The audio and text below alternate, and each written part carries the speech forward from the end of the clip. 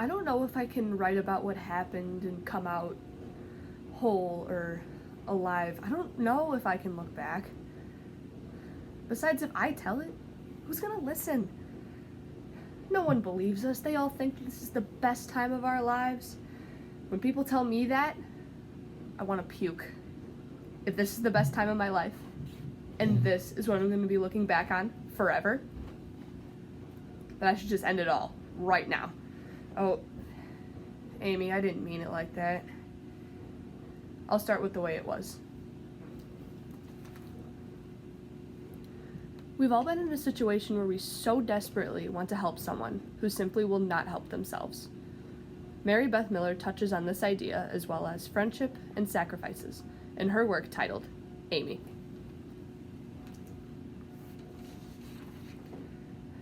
I froze, unable to speak, and stared at her. Even then, I couldn't say the important things. I couldn't face ugly truths. Aimee had never really been explicit about what happened at her house. She dropped hints, but she never said outright what was going on. She and her stepmother didn't get along, that I knew. In front of people, her stepmother was nice as sugar, but I'd always known. She abused Aimee. But now, as I looked into Aimee's eyes, her cheeks, her shaking hands, I wondered if I knew anything. What do you want to know? The details? No, Aimee, I thought she knocked you around, hit you, stuff like that. Yeah, she does if I don't do what she says. Does she say mean things? Don't all parents? Aimee, don't you want to talk about it? You know what I want to talk about? I want to talk about my cat. And you know what? No one wants to talk about her. She's just a cat. You can get another one. No one says, wow, you and that cat go back a long way. She remembers what it was like before. When your real mother lived with you. When your dad didn't walk around with blinders on. When you knew you were safe in your own bed. She slept with you night after night, soothing you even when you cried. And when your mother left, when she ran off, did your cat try to tell you everything would be okay? Did she act like nothing bad ever happened? Tell me that! She stopped, her shrill voice echoing. She looked at me for a long time, then fell against me and cried. I rubbed my hands up and down her back. She rocked with me slowly. Then she stiffened. Don't touch me. Her voice came from some inner place I'd never glimpsed. What did she do to you, Aimee? Tell me. She needed to say it. Her eyes were hollow, empty of feeling. Something cold and frozen that never felt the heat of anything was dead inside there. She hid it most of the time, but it was the only thing in her eyes when I asked my question. Nothing that unusual.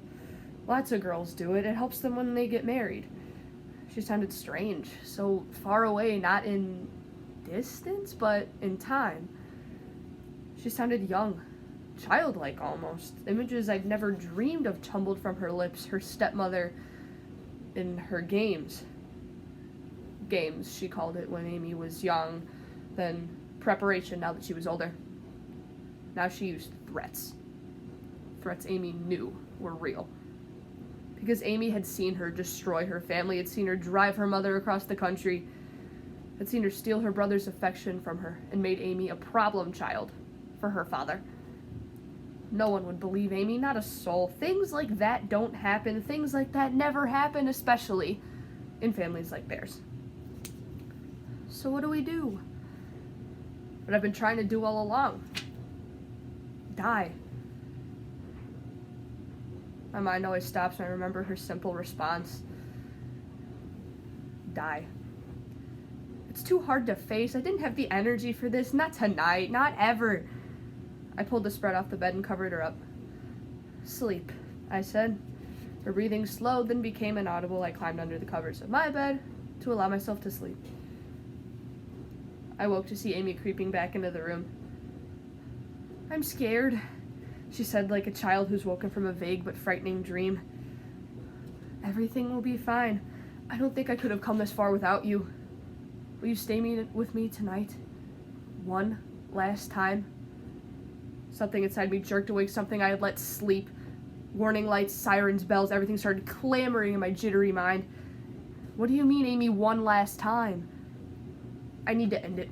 And I can't, not without your help, not without you here. It's so dark and scary to do it alone. No, Aimee, not that. You're my best friend. I can't live without you. I'll help you live. Not here if that's what you want. I'll support you in any way I can. Tell them I've seen her come for you. Tell them I've seen her beat you. Tell everyone what happened until they believe it. But I need you alive. And support me how I want you to support me. I can't do it your way. I'm tired of everything. I have to sleep. But you have to stay with me so I can do this. No, I will not help you kill yourself. I still didn't at that point have much of a clue what exactly she wanted me to do. Did she mean slice her wrists, hold her hand while she died? Watch her die? I'm going to the bathroom, I said as I stood up. Bring me the bottle in the sink. I want to take something. My mouth went dry, drier than when she'd asked me to help her die. What bottle? Bottle in the sink.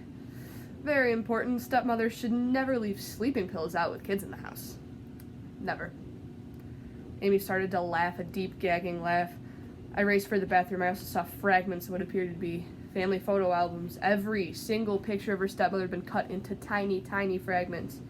There were no pictures of Aimee anywhere. But the bottle was there. I was almost unaware of my tears as I picked it up. There was no rattle of pills. She'd already taken them. I felt devoid of hope. Aimee, I screamed, feeling as though my limbs were being pulled in opposite directions, like some puppet in a warped play. I needed to get Aimee. I needed to get help. She wasn't answering. She was lying face down on the bed. Her back rose and fell and rose and fell, but slowly, too slowly. I rolled her over and came face to face with despair. A long trail of vomit slithered down the side of the bed. I had planned on making her throw up, but she already had. It was the only thing I knew how to do to slow her down and get some of the drugs out of her system. Oh God, Aimee! She didn't respond. How much of that stuff did you take? Answer me! But she didn't. She couldn't. Damn you for this! Friends don't commit suicide. They don't die.